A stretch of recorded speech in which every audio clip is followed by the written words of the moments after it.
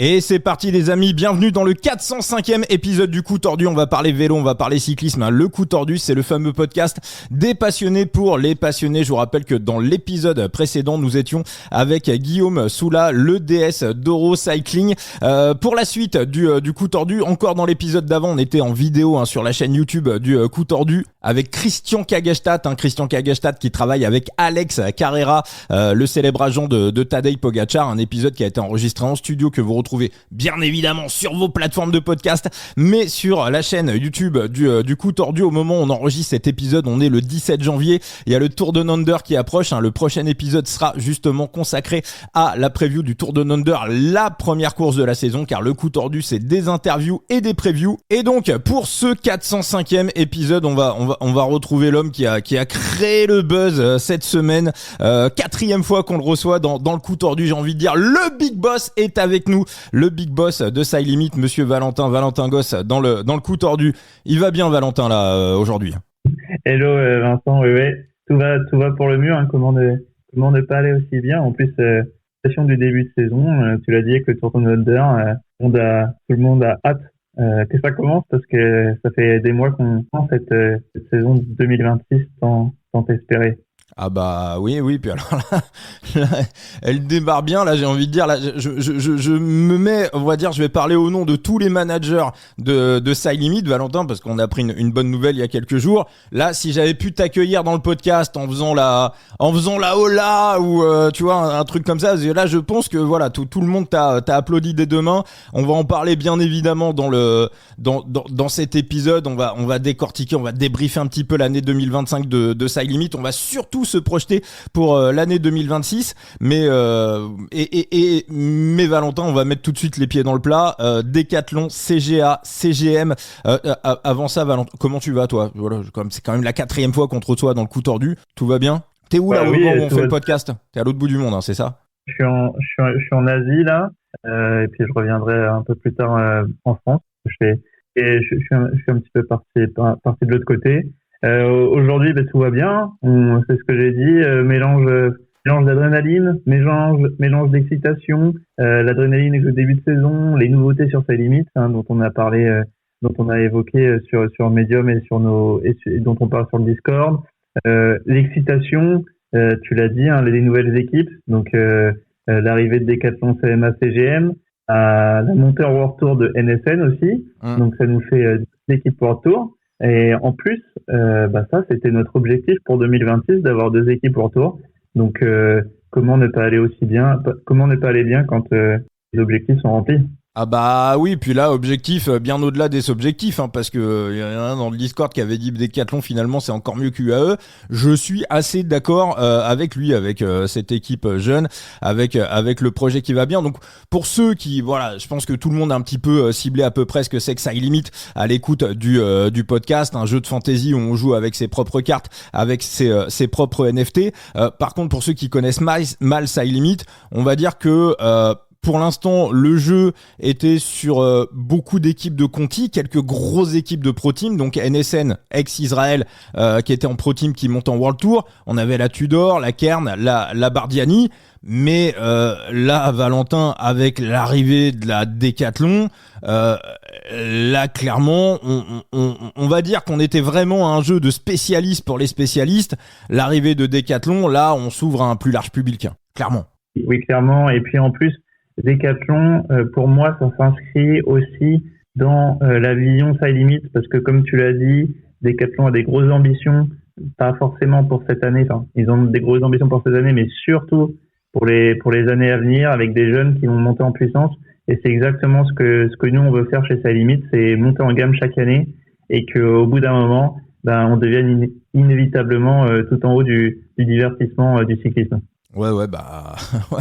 Non, mais Décathlon, c'est. Alors, tu vas nous raconter. À la fin de l'épisode, je le dis pour tout le monde, à la fin de l'épisode, Valentin, tu nous diras quel est le chemin pour avoir la carte unique de Paul Sexas. Parce que, évidemment, tout le monde ne pense qu'à ça.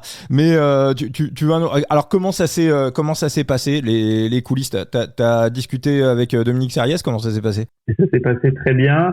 Pour tout avouer, le premier échange, je crois que c'était en janvier 2023, donc au tout début de Side Limit. J'avais pu échanger par téléphone avec eux. Donc on apprenait tout juste à se connaître sans que ça donne rien, mais bon, Side Limit était un projet tout nouveau, donc il fallait quand même expliquer ce qu'on était. Il fallait un petit peu de temps pour que toutes les équipes comprennent ce qu'on fasse et ce qu'on est en train de faire et ce pour qu'on est bien pour elles surtout.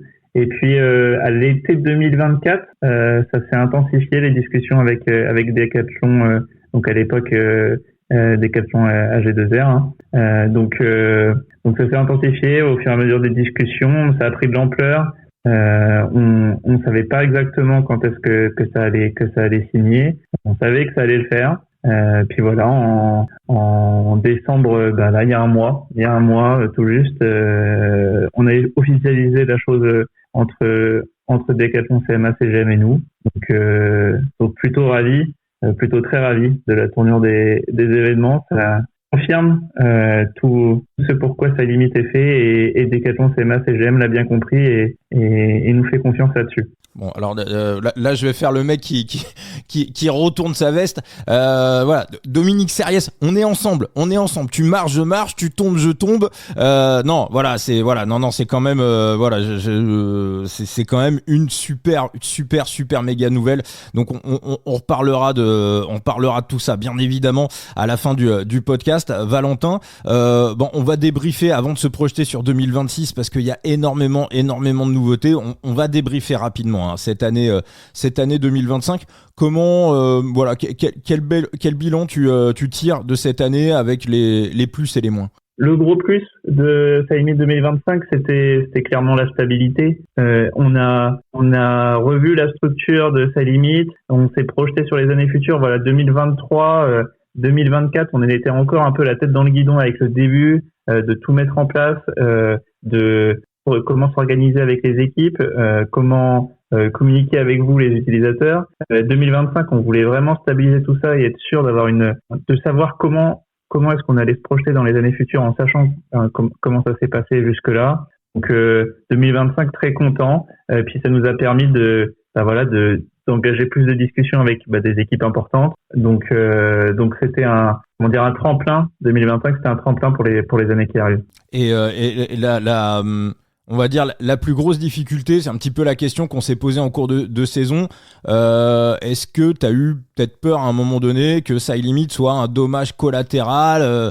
Voilà, on a vu des jeux, alors je sais que t'aimes pas trop que je dise ça, mais on va dire des jeux. Alors, Side Limit, c'est complètement éloigné de Sora. On est sur des choses assez différentes. On va en parler dans le podcast. Je crois qu'il y a eu un problème aussi avec un jeu de rugby. Est-ce qu'à un moment donné, ça a un peu soufflé en milieu d'année?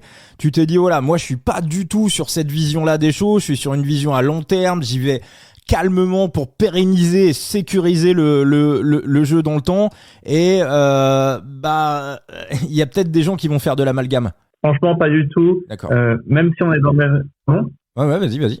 Même si on est dans le même secteur, tu vois que toutes ces sociétés que j'appelle un peu nos compétiteurs, parce que c'est pas vraiment nos compétiteurs, ils font la même chose mais sur d'autres sports. Chaque société vit et évolue différemment. On s'est tous construits sur l'idée de Sorare, qui a eu une idée révolutionnaire il y a quelques années. Maintenant, il faut que chacun l'exécute selon ses propres visions, ses propres valeurs, sa propre stratégie. Comme tu l'as dit, chez Side Limit, l'ambition c'est pas de grossir d'un coup et d'avoir un peu une fusée qui explose dès le premier étage. C'est de construire lentement mais sûrement. Chaque centime dépensé, il est compté, il est projeté sur des années. Vraiment notre valeur, c'est que changer le monde du divertissement sportif, c'est pas un sprint, c'est un marathon. Donc il faut construire ça sur des bases solides, avec des partenaires qui nous font confiance, avec des managers, des joueurs qui nous font confiance. Donc ça prend du temps. Évidemment, c'est un petit peu le message à faire passer. Des fois, ça avance pas assez vite, oui, mais ça avance à la vitesse pour que justement, ça tienne dans le temps et que Side Limit soit un projet sur le très long terme.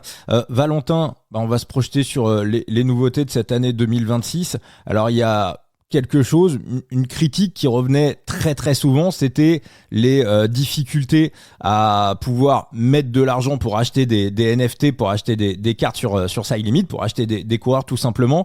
Alors on rappelle que comme c'est des NFT, on doit obligatoirement passer par la blockchain, donc de la crypto-monnaie, c'est de l'USDT, donc à savoir la variation, c'est la variation du dollar, hein, il n'y a pas de variance comme d'autres crypto-monnaies, ça reste assez stable par rapport à l'euro. La première grosse innovation, Valentin, pour cette nouvelle année, c'est plus de facilité pour pouvoir créditer ses comptes. Oui, alors du coup, nous, on est sur l'USDC, donc c'est ça, pas l'USDT. Ouais. Effectivement, le problématique de paiement, c'est que, comme tu l'as dit, pour le gros atout de SideLimit, la promesse de valeur, c'est que votre carte, elles sont votre possession à vous, c'est pas la possession de SideLimit. Une fois que vous les achetez, c'est vraiment les vôtres. Vous pouvez les échanger avec d'autres utilisateurs. Donc, comme quand vous allez échanger une carte, moi je me rappelle dans les cours de récré que tu échangeais ta carte Panini.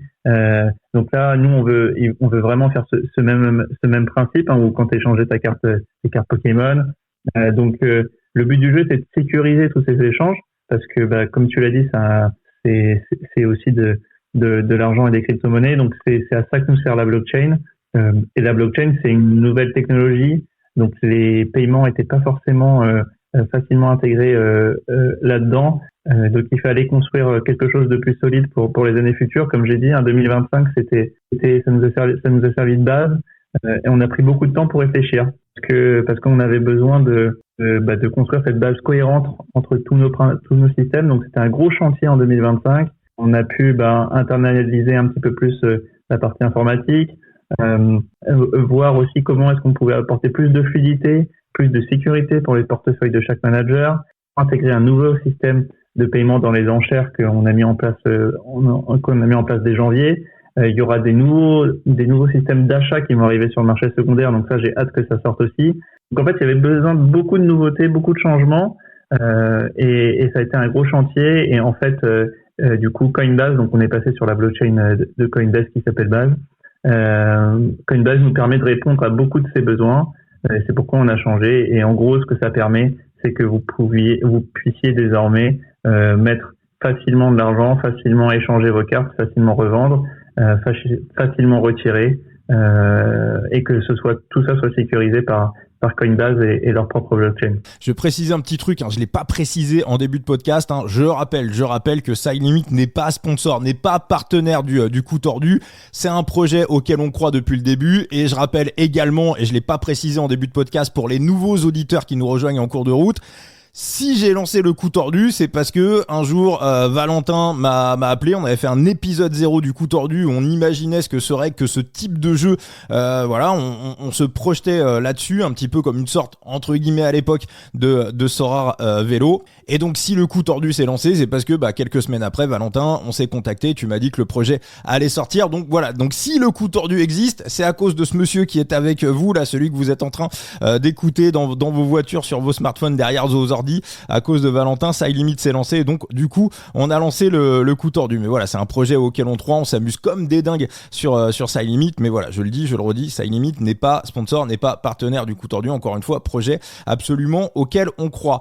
Valentin, l'autre grosse nouveauté de 2000, t'allais dire un truc? Ouais, à ce sujet, en fait, c'est que effectivement, tu l'as dit, du coup le coup tordu n'est pas partenaire, et je pense que on est plus que partenaire, on est amis. Ouais. Non mais oui. C'est ça. Oui. C'est ça, on peut le dire. Que ce soit toi, que ce soit les autres managers sur SideLimit, que ce soit même les équipes, que ce soit nos partenaires.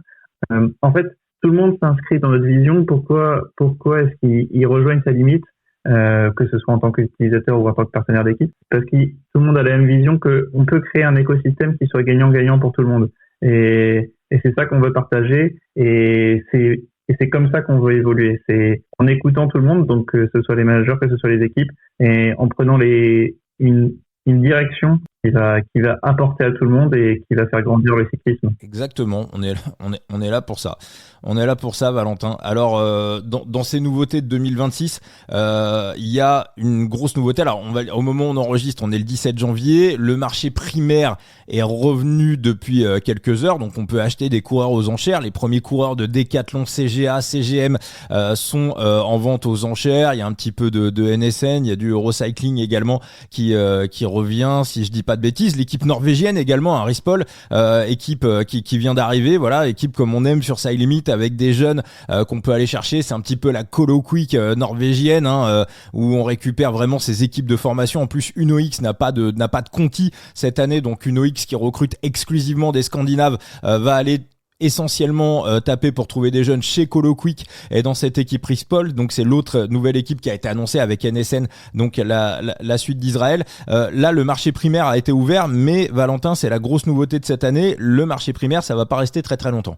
Oui, c'est ça. Alors ça, c'est quelque chose que de toute façon, on avait déjà communiqué là-dessus depuis des années, que le marché primaire en tant que tel avec les enchères, il allait pas rester ad vitam aeternam, parce qu'il faut savoir que c'est pas viable pour sa limite et pour tous nos compétiteurs, pour la simple et bonne raison, c'est que à chaque fois qu'on met en vente une carte aux enchères, en fait on dérégule potentiellement le marché. Donc il fallait changer ça, on le fait progressivement et c'est pour ça qu'on va introduire juste après les premières ventes de cartes, on va introduire des packs pour changer un petit peu la donne à ce niveau-là et ne plus du tout vendre aux enchères des cartes l'avantage, bien évidemment, c'est que c'est plus de liberté pour les managers. C'est vrai que pour des managers qui avaient envie de se développer, la vente aux enchères, si admettons, je n'en sais rien, je dis une connerie, mais à 19h on avait en vente la carte rose de Paul Sexas, voilà, en cette nouvelle année, faut être disponible à 19h. Donc si t'as une famille, si tu travailles, si t'as ton club de sport, et du coup la carte de Paul Sexas, tu passes à côté. Donc ça demandait d'être présent à heure fixe. Donc là on bascule sur un autre système. Alors explique-nous un petit peu, Valentin, concrètement, voilà, ça reste encore un petit peu ça fait partie des points. On attend de voir un petit peu. Est-ce que tu peux nous expliquer précisément comment ça va se passer, ce système de pack? Oui, alors déjà sur le système d'enchères là, donc comme tu as dit, il y avait une problématique parce qu'il fallait se rendre disponible à chaque fois qu'on voulait une carte à la bonne heure.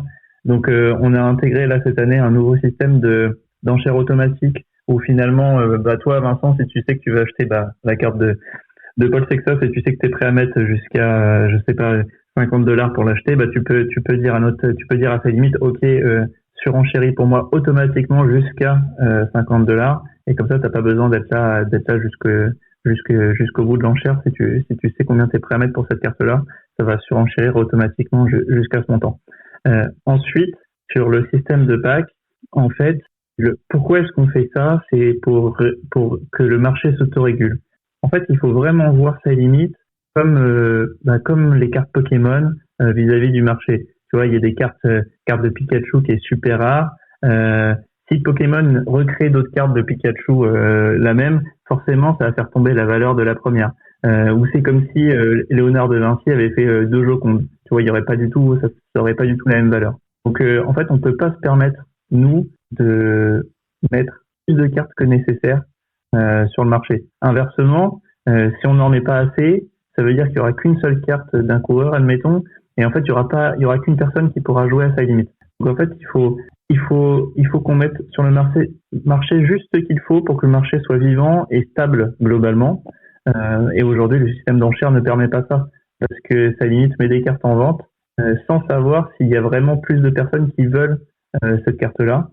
Donc potentiellement, on dérégule le marché ainsi. Et c'est pour ça qu'on est passé au système de pack, où le système de pack permet que si quelqu'un est prêt à acheter une nouvelle carte, une nouvelle carte est créée. Et si en fait il est pas prêt à l'acheter, la nouvelle carte n'est pas créée. Et ça va pas déréguler le marché. Donc avec ça, on va auto-réguler l'offre et la demande, et ça te permet d'avoir une plus de stabilité des prix. Et nous, de pas avoir à nous poser la question combien de cartes est-ce qu'on doit mettre en vente le lendemain, dans 2 jours, pour que le marché reste stable. D'accord. Donc en fait, concrètement, Valentin, pour acheter ces packs, il va pas y avoir un marché, si tu m'arrêtes, si j'ai bien compris, il va pas y avoir un marché commun, une sorte d'onglet où on va retrouver pack et on va dire un espace commun où chacun va pouvoir un petit peu se servir et acheter le pack dont il a besoin. On va dire que c'est plus, si je comprends bien, c'est plus quelque chose d'individualisé. On va parler de l'essence dans quelques secondes parce que l'essence arrive sur sa limite. Mais en gros, dès qu'on aura un certain niveau d'essence, on aura accès à certains packs et ça sera à nous de dire si on dépense notre essence ou non pour acheter ces fameux packs. C'est un peu ça ou pas? Oui, alors du coup, sur sa limite, on a décidé d'appeler ça des bidons. Des bidons, ouais. Et pas voilà. Donc, tu vas accumuler des bidons tout au long de la saison. Donc, en fait, l'année dernière, tu gagnais des cartes lors des compétitions. Donc ça, c'était si tu finissais dans le top du classement. À la place, tu vas gagner des bidons. Ensuite, tu vas pouvoir dépenser ces bidons donc pour acheter des packs. Et bien sûr, en fonction de la qualité des coureurs qui sont dans le pack, un pack peut coûter plus ou moins cher en nombre de bidons. Et donc, par exemple, tu vas avoir le pack Decathlon CMA CGM. Et donc là-dedans, tu vas avoir une chance sur, je crois qu'ils sont 28 coureurs, tu vas avoir une chance sur 28 de tirer la carte de un tel ou un tel coureur. Enfin, ça va être vraiment des chances, je sais pas si ça se dit, mais des chances équilibrables. Donc, le prix sera déterminé. Est-ce que les 5 cartes sont réparties quand même au niveau des forces des coureurs, ou vraiment on peut se retrouver avec, je sais pas, j'ai une connerie, le 23e, le 24e, le 25e et le 27e, on peut se retrouver avec le 1er, 2e, 3e, 4e, 5e. Oui. Alors en fait, oui. Alors là, tu parles dans un cas où dans un pack, tu vas pouvoir ouvrir 5 cartes. Ouais. Des packs avec une seule carte dedans. Voilà. Mais c'est le même principe, que ce soit une carte à découvrir ou 5 cartes à découvrir. Effectivement, c'est le même principe, c'est que tu auras la même chance pour tous les coureurs. Mais est-ce que le pack sera on va dire, d'une valeur équivalente? Parce que peut-être aussi, tu as certains packs où tu vas aller chercher 4 cartes et tu as des packs où tu vas tomber sur une seule carte et ça sera la carte d'Olafkoy, en fait. Est-ce que, tu vois, est-ce que quand même, tu vois, sur une valeur de pack, on retrouve la même valeur on va dire, la même valeur de coureur au cumul de tout ou c'est vraiment au petit bonheur la chance? Non, en fait, c'est plutôt simple. On va dire, admettons, je dis un chiffre, mais admettons, le prix du pack Decathlon CMA CGM coûte 1000 bidons. Et ça, c'est pour ouvrir, en gros, une carte de Decathlon CMA CGM, tu dépenses 1000 bidons et tu vas avoir une carte qui est tirée au sort parmi tous les coureurs de Decathlon CMA CGM. Ok? Ça va coûter 1000 bidons. Et ensuite, si tu veux acheter un pack de 5 cartes de Decathlon CMA CGM, en fait, ça va te coûter 5000 bidons. C'est exactement la même chose. Et là, par contre, vraiment, voilà, le pack, quand on tire, c'est vraiment au hasard. Ça tient pas du tout, ça prend pas en compte la force. Il n'y a pas un pack star Decathlon avec un pack, on va dire, équipier Decathlon. Ça, alors là, on peut faire ce qu'on veut, c'est-à-dire on peut créer des packs où t'as que des Français de Decathlon CMA CGM. On peut créer des packs où t'as que ceux qui vont participer au Tour de France. On peut créer plein de packs avec que des coureurs qui respectent ces caractéristiques. Et en fait, le prix sera adapté en fonction de la qualité des coureurs à l'intérieur. D'accord. Et donc tout ça, ça va s'acheter grâce à des bidons. Et les bidons, pour les obtenir, ça sera soit les récompenses dans les compétitions, soit on les achète directement. Ouais, alors les bidons, on ne pourra pas les acheter. D'accord. Mais les packs, en fait, tu pourras les acheter soit avec des bidons, soit avec des USDC. D'accord, ok. Donc, ok. Ça marche donc directement. Donc un pack aura soit une valeur monétaire, soit une valeur en bidon. Ça marche. Et encore une fois, ça sera individualisé. Moi, j'aurai personnellement accès à des packs, mais encore une fois, c'est pas un marché commun. Admettons petit Juju là qu'on a eu dans le podcast manager de l'année 2025. Lui, il aura accès à autre chose. On sera pas en concurrence sur le même marché pour des achats de packs. Si, vous pourrez. Il y aura une boutique de packs et tu pourras choisir. D'accord, il y aura une boutique de packs. Ok. Mais alors le danger, c'est pas que. Alors, toi, ça t'arrange, mais le danger, c'est pas que quelqu'un arrive avec, je sais pas, 5, 10, 15 000 euros et phagocyte complètement le jeu. Alors là, on va quand même faire ça intelligemment pour que. Il y ait une notion de probabilité. C'est-à-dire, si tu veux dépenser 15 000 euros pour acheter plein de cartes de Decathlon CMA CGM, tu peux en soi. Tout aura un prix. Mais sauf que du coup, en le faisant, potentiellement, tu vas pas réussir à les revendre derrière parce que tu feras créer plein de cartes qui vont te servir à rien. Donc, il faut dépenser ce dont on a besoin. Enfin, là, je vois pas trop l'intérêt pour quelqu'un d'aller acheter plein de cartes, surtout que les cartes bleues, il y en a 300, les cartes roses, il y en a 30. Avant d'acheter toutes les cartes de tous les coureurs de l'équipe, il va falloir y aller. Ouais, je sais pas, quelqu'un qui chercherait la jaune de Paul Sexton, on dira, on en parlera en fin d'épisode de cette jaune parce que ça va être l'attraction, et puis la jaune de Lavcoy aussi, ça va être les deux grosses attractions, je pense, de cette année 2026, et pas que, parce que du jaune de la Pera, de Nicolas Prudhomme, de l'équipe CGM qui est totalement dingue. Valentin, on va parler également du gameplay, parce qu'il y a aussi des évolutions. On va se retrouver désormais avec deux ligues, on va avoir 8 ligues en tout, 4 ligues capées et 4 ligues, on va dire, historiques, avec le mode qu'on connaît déjà, où il faut aligner 5 coureurs avec un grimpeur, un électron libre, un domestique, un leader et un sprinter. Ça c'est pour les courses par étapes. Donc on va avoir ça, une ligue experte et une ligue cap. Donc si vous allez dans le jeu, vous allez comprendre très très vite, c'est assez facile. Mais surtout ce qui est ultra méga important, Valentin, et on l'a pas encore dit depuis le début du podcast, c'est que on va rentrer dans une ère un petit peu de fantasy mix, où tous les coureurs qui ne sont pas sur Side Limit, donc le reste du peloton, les Remco, les Tadej, les Wout van Aert, tout ce qu'on veut, vont aussi avoir cette année, à la différence des autres années, une importance capitale dans le jeu. Oui, alors ce qu'on voulait dans ce nouveau gameplay, c'était surtout plus de simplicité. Donc tu l'as dit un petit peu, le but du jeu, c'est que chaque compétition, tu vas avoir plusieurs modes de jeu. Et dans chaque mode de jeu, tu vas avoir des divisions. Donc une compétition, ça peut être soit ce qu'on appelle chez Side Limit un multi-tour ou une multi-race qui va regrouper plusieurs courses à étapes ou plusieurs courses d'un jour. Donc dans chaque compétition, tu vas avoir différents modes de jeu. Donc tu as expliqué les deux, qui sont aujourd'hui mode cap et mode rôle.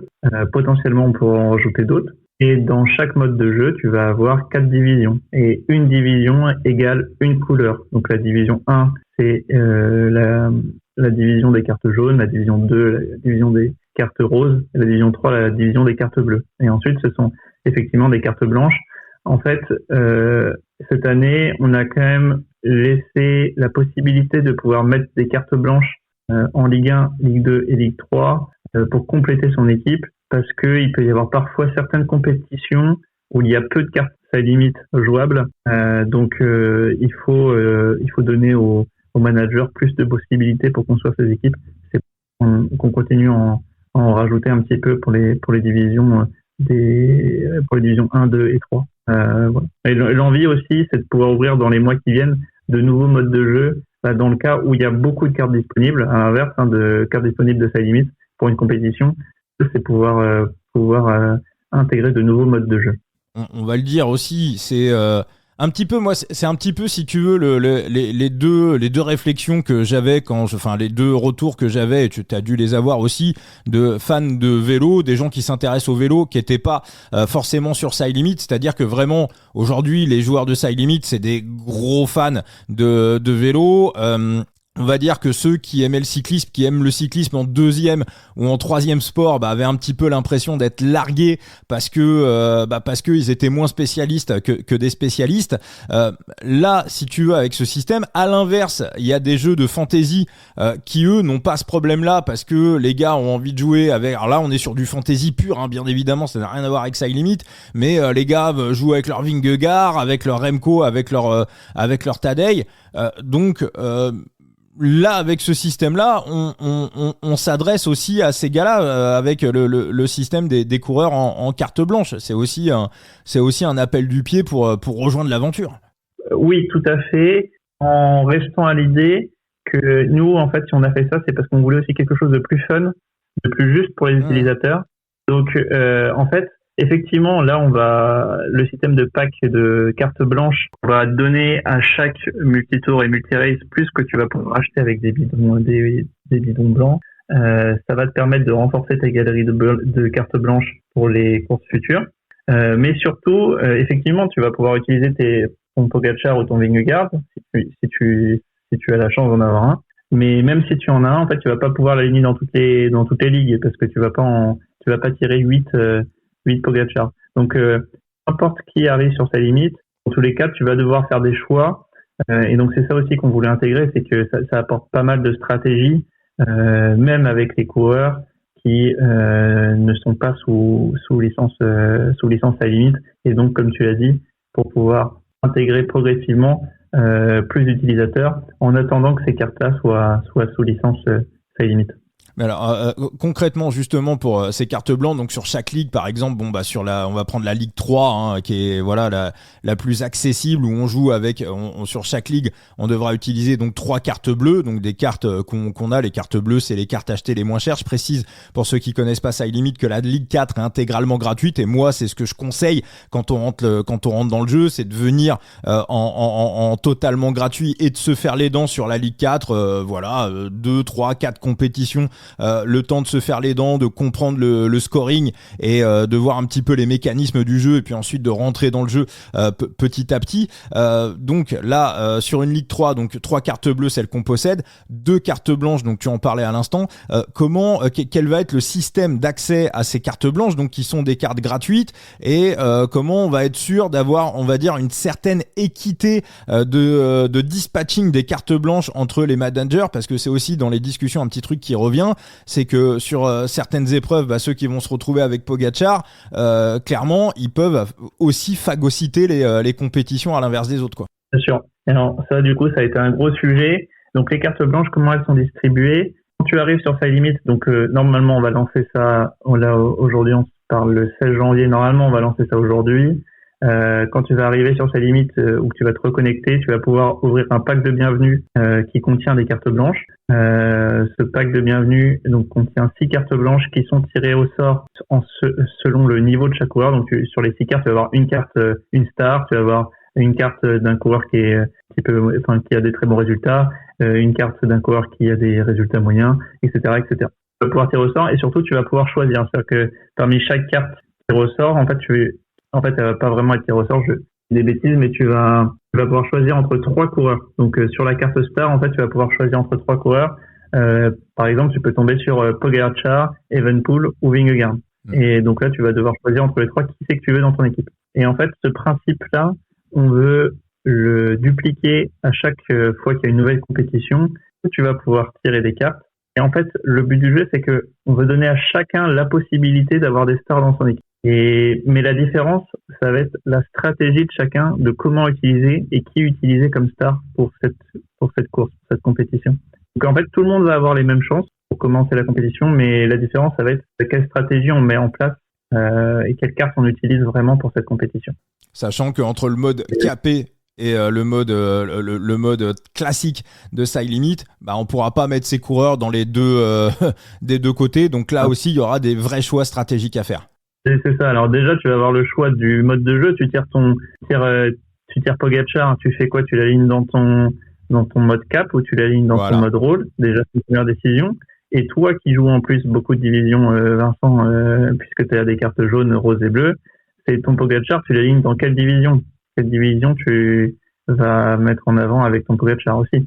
Donc en fait, donc toi, si tu utilises ton Pogačar en Ligue 1, ça veut dire que potentiellement en Ligue 4, ceux qui jouent que la Ligue 4 vont pouvoir l'aligner et pas toi. C'est vrai. Ouais. C'est des choix. Oui. Et ça, moi, ce que je trouve pas mal aussi là dans ce truc-là, ce que j'aime bien, c'est que du coup, les managers qui jouent la Ligue 4, qui viennent uniquement en Ligue 4 pour se faire les dents dans le jeu, clairement vont avoir un avantage. Alors ça, j'aime vraiment beaucoup, parce qu'ils vont avoir un avantage sur les managers historiques qui forcément vont utiliser leurs cartes stars et leurs grosses cartes sur les grosses ligues. Il y en a qui sont focus Ligue 1, Ligue 3, Ligue 2, c'est parfois, pour moi, c'est aussi un peu la ligue un peu value. Moi, j'aime bien mettre tous mes gros œufs dans la Ligue 2. J'ai l'impression qu'on focalise d'abord Ligue 1, Ligue 3, parce que Ligue 3, il y a les classements de Luc avec le Fever Challenge, et il y a aussi les bonus Ligue 3. Donc Ligue 2, des fois, c'est mon point de vue à moi, mais je trouve que des fois Ligue 2, c'est un petit peu la ligue, on va dire la ligue un peu oubliée, qui pourtant est mieux dotée qui est aussi aussi très très bien dotés. Mais effectivement, moi ce que j'aime, c'est qu'on va pas se retrouver avec des managers historiques qui vont aussi aller phagocyter la Ligue 4. Pour moi, la Ligue 4, c'est une Ligue 4 d'ouverture qui doit permettre à des nouveaux managers qui arrivent dans le jeu de faire des scores, de pouvoir aller accrocher des petits cadeaux et de prendre confiance pour monter sur les ligues. Donc là, au moins, toutes les cartes blanches, ils les mettront en Ligue 4 et ils seront compétitifs et ça sera très compliqué pour les managers historiques de faire des trucs en Ligue 4. Et je le dis, voilà, je l'assume, je trouve ça très très bien. On est tout à fait d'accord. C'était aussi l'intérêt de ce qu'on voulait faire, hein. Et puis c'est de vraiment où on veut vraiment que quand quelqu'un arrive sur sa limite, il se sente comme le manager de son équipe. Et qui dit être manager de son équipe, ça veut dire faire des choix, réfléchir à ses choix et penser stratégie, comme il y a dans le vélo où un directeur sportif, il doit étudier la stratégie du parcours et l'adapter en fonction du terrain et de ce qui se passe en permanence. Donc c'est vraiment on peut aussi mettre en place chez ses limites. Alors, il y a aussi un sujet dont tu as parlé, Valentin, qui est très important pour cette nouvelle année, c'est que visiblement, le nouveau système de parrainage va être aussi, on va dire, très avantageux pour ceux qui vont jouer le jeu. Oui, alors on voulait refondre un peu le système de parrainage pour que ce soit un système plus évolutif, surtout pour le parrain. Donc, en gros, l'objectif, c'est que plus tu parraines, tes récompenses seront importantes. Si tu parraines un utilisateur, ça sera la même chose que ce qu'il y avait avant. Mais si tu parraines 5 utilisateurs, tu vas avoir des récompenses plus importantes. Si tu parraines 10 utilisateurs, etc., ça fasse quelque chose que plus tu cumules du nombre de parrainés, plus tes récompenses sont importantes. Tous les opérationnel, pas encore opérationnel sur le site, mais chaque achat sur le marché primaire, dès maintenant, dès le début de saison, comptera dans le calcul qui sera fait quand ce sera opérationnel. Coup tordu 0. Alors voilà le code de parrainage pour rejoindre le jeu Side Limit. Je sens que tous les managers de Side Limit vont également lancer leur podcast. Voilà, coup tordu 0 avec le chiffre 0, puis on refera des tirages au sort dans le cours de la saison, bien évidemment, pour vous offrir des rewards exclusifs comme on l'a fait tout au long de l'année 2025. Donc je redonne le parrainage du coup tordu 0 avec le chiffre 0. Valentin, il y a un autre sujet qui est évoqué depuis très très très longtemps sur Side Limit. Ça sera l'une de mes, encore 2-3 questions, ça sera l'une de mes dernières questions, c'est ces fameuses cartes mortes. Les fameuses cartes mortes, donc à savoir les coureurs. Alors, en plus, tu as fait un truc très très bien ces dernières heures, c'est que désormais quand un coureur est à la retraite, il y a une petite croix rouge qui apparaît dessus, donc ça évite à des nouveaux managers quand on arrive sur le marché secondaire et qu'on connaît pas trop le jeu, qu'on connaît pas trop les coureurs, ça évite de se faire arnaquer, d'acheter un coureur qui ne court plus puisque ce coureur est à la retraite. La question que tout le monde se pose, et tu l'avais déjà évoqué par le passé, quasiment depuis les débuts de Side Limit, c'était de se dire qu'un jour, les coureurs donc à la retraite, donc les cartes qu'on n'utilise plus, pourraient avoir une utilité dans le jeu. Est-ce que, par exemple, un système de brûler ces cartes contre des bidons, est-ce que c'est quelque chose qui peut être envisagé et qui peut être envisageable ? Alors, ça, c'est un gros sujet et effectivement, c'est les idées principales que nous avions et que nous avons toujours, qu'on veut mettre en place. En fait, c'est une nouveauté qui est, je pense, aussi grosse que Side Limit en lui-même. Et du coup, ça demande énormément de temps. Donc, on n'a pas eu le temps de le mettre en place encore. Ça va demander encore du temps. Et donc, on comprend que pour vous, c'est une problématique qui est de plus en plus importante parce que il y a de plus en plus de cartes de coureurs qui sont partis à la retraite ou qui arrêtent leur carrière. Donc, de plus en plus, il y aura ce sujet-là. On est en train de réfléchir pour voir si on peut mettre quelque chose de temporaire en attendant qu'on développe ce qu'on a vraiment envie de développer. Donc voilà, si on peut mettre en place des choses comme on l'a fait là pour indiquer les cartes qui ne sont pas ni Conti, ni Pro Team, ni World Tour pour la saison en cours, on le fera. C'est en réflexion. Ce qu'on peut faire en attendant qu'il y ait quelque chose, une vraie utilité pour ces cartes. Mais voilà, de toute façon, les cartes des coureurs à la retraite, on les a dans nos galeries. Mais voilà, vraiment, tu confirmes que dans un futur, on va dire à moyen terme, voilà, c'est pas la priorité des priorités actuelles, mais dans un futur à moyen terme, ces cartes-là vont pas vont être utiles dans un sens ou dans un autre. Oui, l'objectif là-dessus, il se portait sur 2027, fin 2027. Donc peut-être pour la saison, je pense, j'ai pas envie de dire 2027, mais je pense 2028. Il y aura quelque chose d'important qui sortira là-dessus. Ok, très bien. Parfait, Valentin. On va se projeter sur le moyen et le long terme. Donc là, 4 nouvelles équipes. Donc la Rispol, la Décathlon CGA, CGM. Donc NSN, tu le comptais en nouvelle équipe ? Non. D'accord. Ok, très bien. Parfait. Donc, on peut imaginer ça n'a pas été annoncé officiellement, mais la quantité de Décathlon CGA, CGM, Valentin. Et bien sûr, ça fait partie du deal pour avoir les deux équipes. Donc, vous retrouverez les cartes de l'équipe de développement de Décathlon CMA CGM Super. Dans sa équipe. Ça c'est vraiment top. Tu avais donc annoncé 4 équipes en tout, donc 2 Décathlon, la Rispol. Donc ça veut dire qu'il y a encore une 4e équipe qui va être annoncée très prochainement. Oui, c'est ça. D'accord. Tout à fait. Donc voilà, c'est ça. Donc il faut qu'on s'organise parce que avec les premières courses et toutes les nouveautés, il y a eu beaucoup de choses à sortir sur ces limites. Donc il faut qu'on, une fois que les premières courses seront commencées, on aura peut-être un peu plus de temps pour communiquer là-dessus et vous comment dire, vous hyper un peu plus avant que ça sorte. Est-ce que tu peux nous dire en exclusivité d'ailleurs les courses qui vont pour la première compétition, si j'imagine un premier multitour, j'imagine la course en Inde, le Pune Grand Tour et Tour Down Under, il y en a une troisième, il y en a d'autres avec ? Je crois pas. Il y a Sharjah qui démarre pas très longtemps après. C'est ça, il y a Sharjah. Le truc, c'est qu'avec ces dates, avec la Tour aussi, c'est un petit peu séparé. Voilà. Donc on va plutôt être sur Pune et le Tour Down Under pour débuter. Je pense. D'accord, ok. Donc voilà, pour vos compos d'équipe, je vous invite à écouter l'épisode précédent avec Guillaume Soula d'Eurocycling, parce que les Eurocycling vont sur le Pune Grand Tour et ils ont de l'ambition cette année les Eurocycling. Hein. Ils y vont pas que pour faire du tourisme, très très loin de là. Il était chaud patate Guillaume Soula dans l'épisode précédent. Valentin, tes rapports avec les équipes actuelles, j'ai envie de te dire, donc là énorme coup Décathlon, CGA, CGM.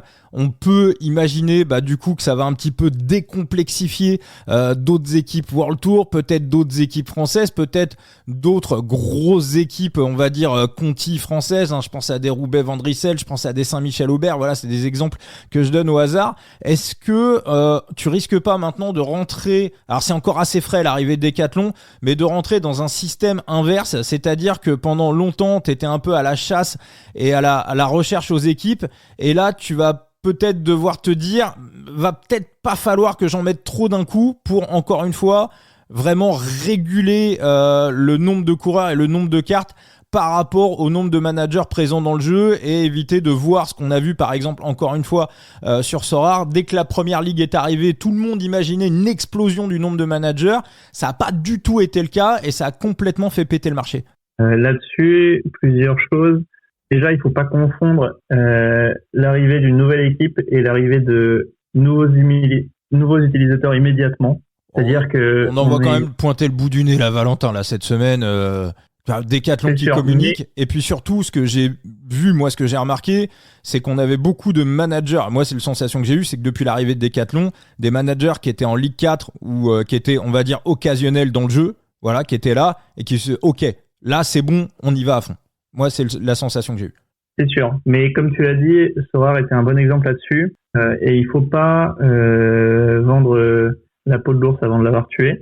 Donc, l'objectif, c'est d'y aller prudemment. Et et effectivement, l'arrivée de nouvelles équipes, est-ce qu'on va diminuer? La question est plus globale autour de sa limite. C'est une stratégie de ressources. C'est-à-dire quelles ressources on met sur l'acquisition de nouvelles équipes, quelles ressources on met sur l'amélioration du site internet, quelles ressources on met sur l'acquisition de nouveaux managers. Donc tout ça doit être géré assez globalement.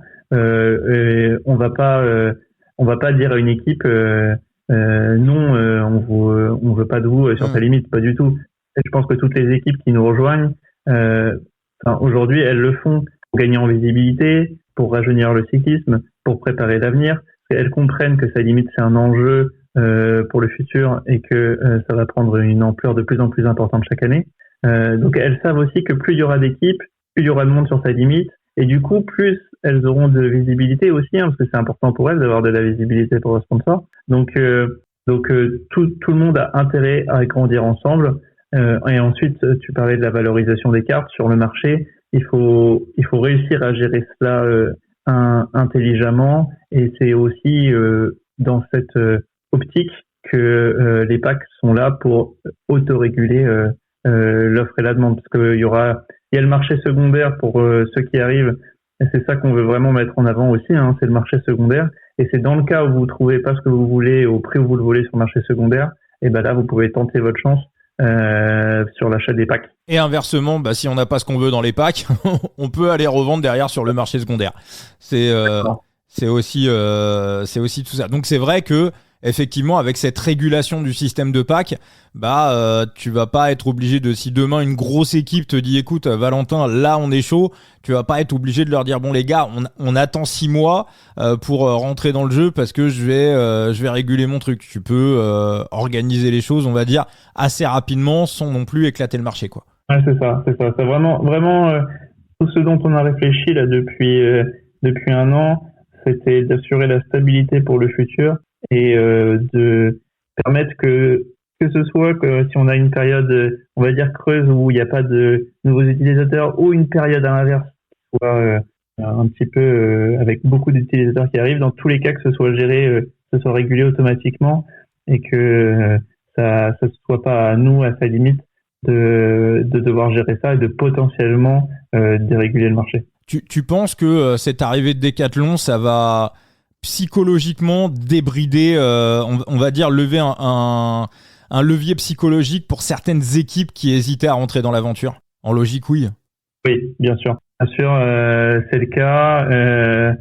Forcément, c'est ce que je t'ai dit, Decathlon, ça a été, on en a discuté pendant longtemps parce que sa limite, c'est quand même un nouvel écosystème où il y a les fans de vélo, donc les managers, les équipes, de la visibilité pour elles, un jeu. Enfin, en fait, on fait passer les cartes Panini que tout le monde connaît. On ne les fait pas passer en 2.0, mais on les fait passer en 3.0 parce que on les fait devenir déjà digitales, ce qui est déjà une nouveauté en soi. C'est-à-dire que les cartes Panini qu'on a connues qui étaient physiques, aujourd'hui, ça devient des cartes à limite qui sont digitales. Et en plus de ça, on rajoute un jeu, un fantasy game, ce qui est pas non plus, tout le monde ne sait pas non plus ce que c'est un fantasy game. Donc il y a beaucoup de choses à apprendre parce que sa limite est une grosse nouveauté et donc ça demande du temps. Et que ce soit pour nos futurs utilisateurs, nos managers, que ce soit pour les équipes, ça demande du temps. C'est un sujet de confiance. La confiance, c'est super important. Donc on peut pas faire. L'objectif, c'est de prendre notre temps et de faire les choses bien pour que on garde toujours la confiance de tout le monde parce que on veut vraiment agir dans l'intérêt de tout le monde. Et il faut que tout le monde en ait conscience qu'on est vraiment là pour aider et pour faire grandir le cyclisme. Valentin, ça sera ma dernière question et la question Valentin que tout le monde attend. Où se cache la carte unique de Paul Sexas? Comment on fait? La carte unique de Comment on fait pour l'avoir? T'as une idée du prix que ça va? Parce que bon, voilà, les packs, ça va avoir un certain prix. Sexas ou Olaf Koy, qui vont avoir une importance dans le jeu. Ça va coûter combien cette histoire? Alors ça, c'est vous qui avez décidé. De toute façon, c'est marché offre et demande. Donc nous, on décide de rien du tout. On s'était posé la question de savoir est-ce qu'on met des cartes jaunes, des cartes yellow dans les packs. Je pense pas qu'on va le faire parce que en fait, donc les cartes jaunes vont rester aux enchères. Ouais, je pense parce qu'en fait, c'est assez compliqué à gérer et surtout, en fait, le problème de la carte jaune, c'est que c'est ce qui fait sa beauté, c'est qu'elle est unique. Oui. Donc, admettons, toi, tu vas tirer un pack tu vas vouloir avoir une carte yellow, tu vas tirer un pack et bim, tu tombes sur la carte du coureur qui a le plus de valeur sur sa limite. Forcément, tu fais diminuer la valeur du pack au global parce qu'il y en a plus d'autres. Donc, en fait, c'est assez compliqué à gérer et ça peut amener pas mal de frustration. Donc, on va garder les cartes jaunes aux enchères. D'accord. Voilà. Ça c'est voilà. Ça, ok. C'est la réflexion que je me faisais. Je me disais le système de pack c'est pas mal, mais j'aurais quand même laissé les cartes jaunes aux enchères parce qu'effectivement Enfin, c'est que ça son jaune. On rappelle que la carte la plus chère de l'histoire de Side Limit, la vente aux enchères, c'était Derek Guy qui était parti à $540. Après, il y avait eu sur le marché secondaire Tuntenberg en jaune qui était parti à $550. On va pas faire de projection. On pensait que l'année dernière le score serait battu avec Hirschi. Ça avait pas été le cas. Il était arrivé un petit peu en dessous, je crois au-dessous de 480. Donc voilà, Paul Sexas, évidemment, 19 ans, une longue carrière qui débute. On va pas faire de projection, mais effectivement, d'accord, ok. Donc les cartes jaunes vont rester aux enchères. Ça c'est une très très bonne info. Écoute, top de chez top, tout ça, Valentin. On va rappeler le code de parrainage, bien évidemment, coup tordu 0 avec le chiffre 0 pour intégrer Side Limit. Et puis on rappelle vraiment pour les nouveaux managers qui veulent rentrer dans le jeu, on rappelle que il y a un Discord, le Discord de Side Limit, où il y a des managers qui répondent vraiment à toutes les questions, et également dans les DM, dans les messages privés en Discord, vous êtes aussi assez réactifs pour répondre absolument à tout le monde. Oui, et d'ailleurs, merci à tout le monde, merci à tous les managers qui nous rejoignent, en particulier sur le Discord, même si vous voulez nous donner votre avis ailleurs, c'est avec grand plaisir. Le Discord, ça permet d'interagir avec toute la communauté et du coup d'avoir un avis qui est éclairé, qui est réfléchi entre les utilisateurs, et nous de pouvoir savoir ce qui est important, ce qui ressort le plus du côté des utilisateurs. Donc merci à tout le monde de nous donner vos avis, de nous dire ce que vous voulez qu'on améliore. Ça c'est d'une grande utilité pour nous. Et puis la communauté est franchement top. Moi, c'est une de mes fiertés aussi, c'est de voir cette communauté qui est franchement très bienveillante, même quand il y a un problème, qu'on reçoit des messages, qu'il y a eu un bug ou quoi que ce soit sur Side Limit, tout le monde est compréhensif et c'est super agréable de pouvoir évoluer, travailler dans ces conditions. Donc merci à tout le monde. Oui, non, mais c'est ça, c'est ce que Enzo avait dit quand on t'avait eu dans un podcast le dernier ou l'avant-dernier.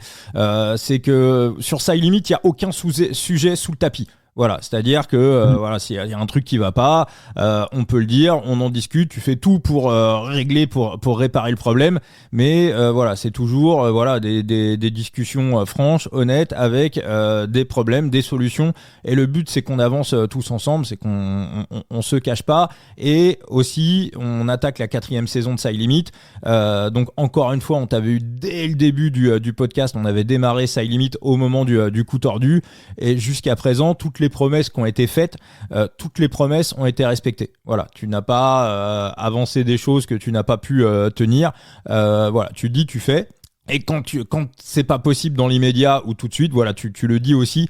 Donc ça permet d'avoir une on va dire une ligne de conduite, une vision à long terme sur le jeu. Et en plus l'arrivée de Decathlon, on n'avait pas de doute là-dessus, mais ça pérennise vraiment le jeu sur du très très long terme. Et écoute, top de chez top, tout ça, Valentin. Écoute, on va se retrouver très très vite pour un nouveau coup tordu. On se fait des points réguliers, Valentin. Tu connais, le coup tordu, c'est la maison. Oui, et puis en plus, on avait prévu initialement ce podcast la semaine dernière, donc avant l'annonce de Decathlon CMA CGM et le retour de NSN. Donc je me suis dit, je sens que Vincent va vouloir refaire un podcast après parce qu'il va falloir parler de tout ça. Ouais, c'est vrai, ça aurait été vrai. Ouais, ça s'est bien goupillé, quoi. Ça s'est bien goupillé. Voilà. Merci infiniment, Valentin. Puis on rappelle donc Side Limit, et puis on rappelle également qu'on te retrouve sur les réseaux sociaux, ton compte X, ton compte Twitter, Valentin Gosse, Go2SE. N'hésitez pas à follow Valentin sur X, sur Twitter, et bien évidemment Side Limit, sur Instagram, sur X, sur Twitter, et puis bien évidemment le site Side Limit. N'hésitez pas à rejoindre l'aventure, et pareil dans le coup tordu, si vous avez n'importe quelle question, on sera là pour ça. Merci beaucoup, Valentin. Merci beaucoup à toi, Vincent. Et bonne journée et bonne préparation pour les premières courses qui vont arriver. On va s'y mettre. Voilà, dès ce week-end, et en préparation pour le betting, vous aurez le Tour de Under qui sera le prochain podcast du coup tordu. Ciao Valentin, ciao à tous. Ciao.